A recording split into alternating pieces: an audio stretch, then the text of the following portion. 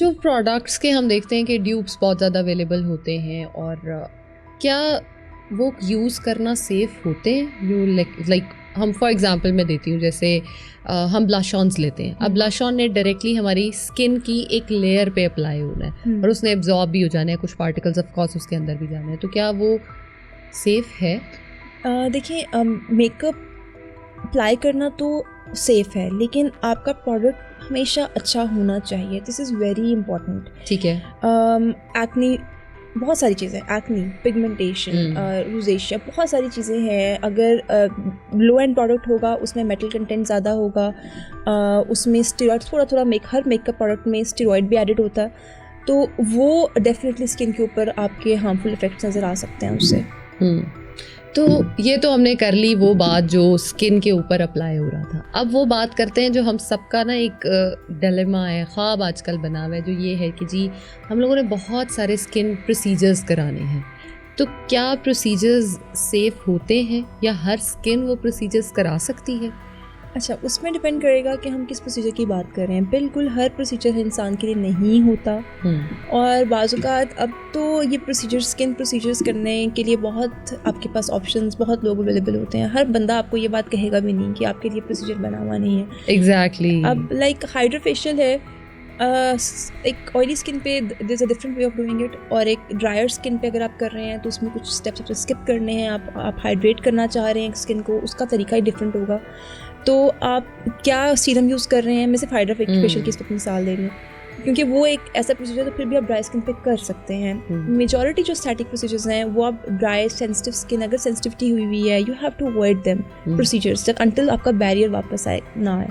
Oily skin वाले लोग थोड़ा सा इस मामले में लकी होते हैं, क्योंकि उनकी इतनी सेंसिटिव स्किन नहीं होती, सिर्फ ऑयली होती है, ज़्यादातर प्रोसीजर्स ड्राई कर रहे होते हैं स्किन को। Exactly. तो मेजरली वो प्रोसीजर्स करा सकते हैं, लेकिन डेफिनेटली ये आपका क्या प्रोसीजर हम करना चाह रहे हैं उसके हिसाब से आपकी स्किन पे उस वक्त क्या प्रॉब्लम है, ये चीज़ वेरी करेगी। फिर जैसे आप कह रही हैं कि हाइड्रा फेशियल के लिए स्पेसिफिक सीरम्स या स्पेसिफिक टाइम, तो क्या फिर वो तो एक प्रोफेशनल को ही करने चाहिए? लेकिन आजकल तो हम देख रहे हैं कि हर गली मोहल्ले में, इवन पार्लर्स पे बहुत ज़्यादा हाइड्रा फेशियल की मशीन्स अवेलेबल है। बिल्कुल, ये बहुत एक गलत प्रैक्टिस बन गई है अनफॉर्चुनेटली। उसमें 90% लोगों को कुछ नहीं होता, लेकिन 10% प्रॉब्लम्स आते हैं।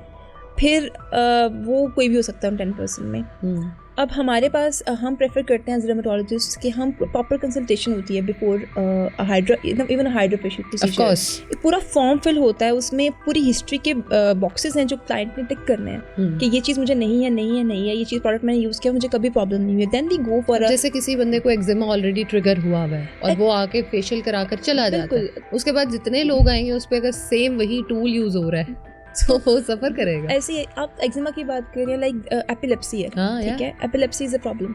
अब एपिलेप्सी हाइड्रोफेशियल कर रहे हैं आप एक एपिलेप्सी के पेशेंट का, और उसको लाइट उसका ट्रिगर है, आप उसको एलईडी लाइट लगाते हैं, आप एक पार्लर में फेशियल करा रहे हैं, उसने नहीं पूछा कि आपको एपिलेप्सी है, आपको मेडिसिन सुनी दे रहे हैं, पता ही नहीं होगा एपिलेप्सी है क्या उसको, और क्लाइंट को भी नहीं पता होगा कि इसका क्या ताल्लुक हो सकता है पॉसिबली।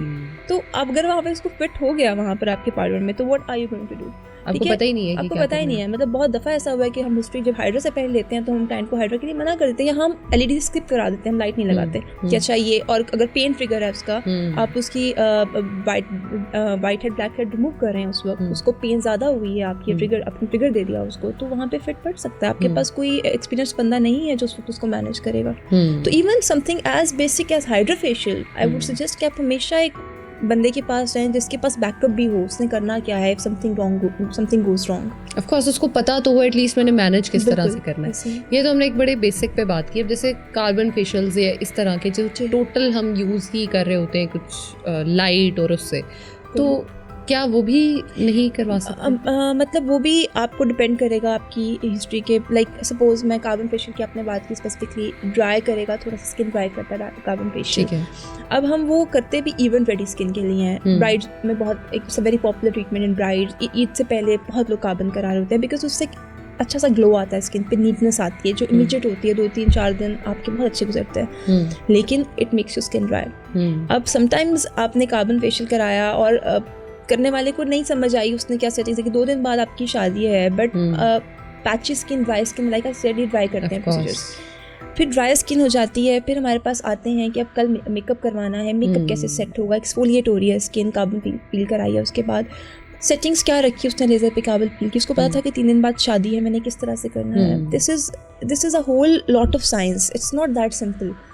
तो प्रॉब्लम्स बहुत कम होते हैं, लेकिन जब होते हैं तो फिर हमें बेसिकली लगता है 2-3 माह का डिप्लोमा करके जो है ना हम एस्थेटिक फिजिशियंस बन जाते हैं, बेसिकली फिजिशियंस बन जाते हैं करके। असल में ना करने को, but they should have someone above them जो आपको एटलीस्ट सेटिंग्स प्रोसीजर तो वो कर लेते हैं, लेकिन वो जो साइंस है उसमें कैसे सेट करना है वो कोई उनको करके दे या उनका बैकअप हो तो फिर तो ठीक है। बट आप होली सोली एक सेटअप नहीं रन कर सकते इस तरह से जब आपको बेसिक नॉलेज नहीं है उस चीज़ का।